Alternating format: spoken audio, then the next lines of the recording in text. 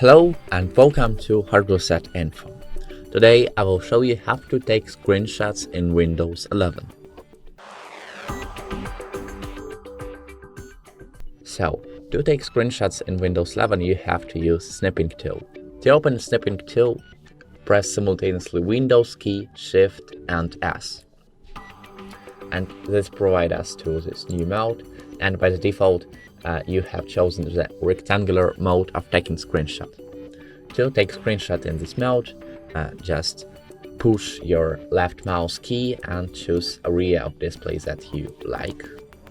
Release key and you will have your screenshot.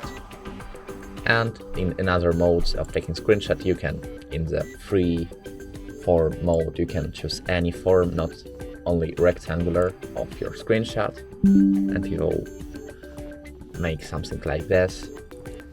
In the mode of Windows mode, for example, you will have two windows opened at once,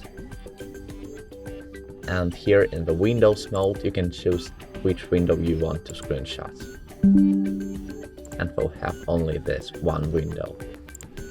And we have the fourth and last mode is taking full screen mode. You'll take screenshot of full screen. And if you want to edit your screenshot immediately, you can click on this notification from Snipping tool. And here you can draw it. You can do whatever you like with this picture. And you don't even have to save it, because in Windows 11 all screenshots are saved automatically in the pictures, in the screenshots folder, and you will have all your screenshots.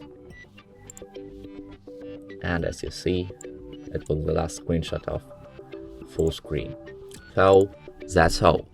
If this video was helpful, please hit the like and subscribe buttons, and the most important thing, have a great day.